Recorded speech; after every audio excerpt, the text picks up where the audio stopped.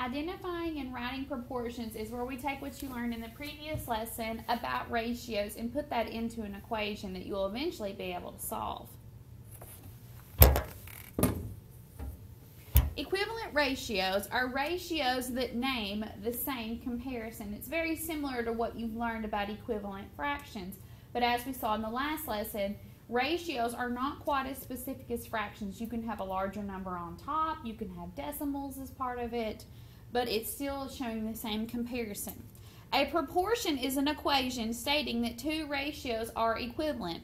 And we know that since it's an equation, it must have an equal sign between them. You've taken two ratios and set them equal to each other with that symbol in the middle.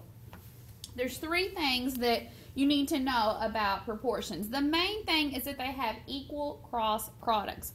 So if you were to multiply diagonally 6 times 14, that has the same product as if you multiplied 4 times 21.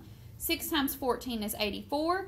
4 times 21 is also 84. So we know that that is truly a proportional, that those are two equivalent ratios. Another way that you can prove this is that they have the same decimal. If you were to divide 6 by 4 on a calculator or on pencil paper, 6 divided by 4, you get 1.5. Also, oh, I should have wrote that otherwise. Whoops. So that doesn't count as a bonus point. 21 over 14. Let's put that one into the calculator. 21 divided by 14 is also 1.5. And thirdly, they have the same simplest form. If you reduce 6 over 4 by 2's, you get 3 over 2. If you were to reduce 21 over 14 by 7's, you would also get 3 over 2. The first skill from this lesson is to determine if ratios are proportional. So here are two ratios, 2 over 7 and 6 over 21. And so we have three methods to prove this that go back to our three facts about proportions that you saw on the previous board. First, cross products. To see if 2 over 7 is equivalent to 6 over 21, that's why I have that question mark above the equal sign. I don't know for sure if they're equivalent or not. You cross multiply 2 times 21, you get 42, and 7 times 6, you get 42. So yes, they are proportional. I could also prove this by the simplest form method. 2 over 7 is already simplified, but 6 over 21, I could divide top and bottom by 3's and get 2 over 7, and those are the same simplest form, so that also proves, yes, that they are equivalent, that they do form a proportion. And using decimals, if I were to divide 2 by 7, I get 285,714, and then it goes on, and I get that same decimal when I divide 6 by 21. I want to encourage you to use the cross products method because next year your proportions are going to not be so friendly. They're going to have letters in there, and you can't do simplest form as easily when it's algebraic, when there are variables in there, and you definitely can't get a decimal when there's a letter in there. But these two methods certainly work this year while you're just dealing with numbers.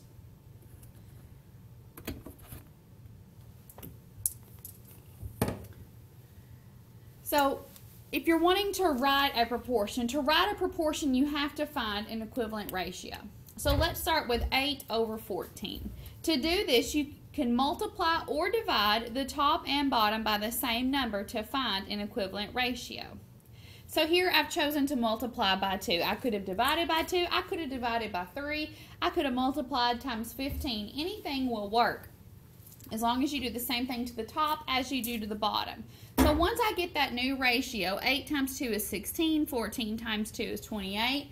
Set the original and the new ratio in an equation with an equal sign. That is crucial because an equation has to include an equal sign. So 8 over 14 equals 16 over 28. On your homework, when you have problems like this, there will be multiple correct answers because there are unlimited equivalent ratios.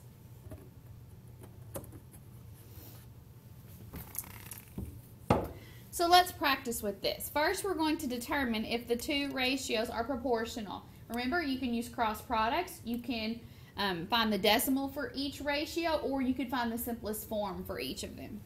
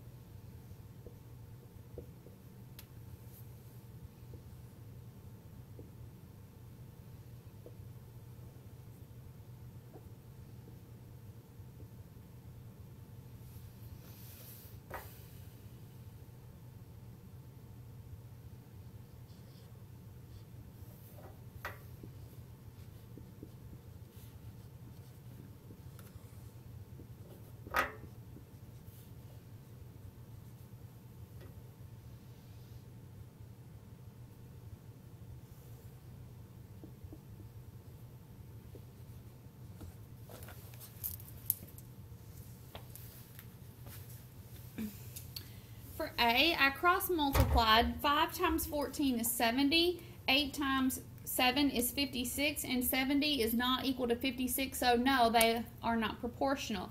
In B, 7 times 24 is 168. 8 times 14 is 112. Those are not equal, so no, those are not proportional.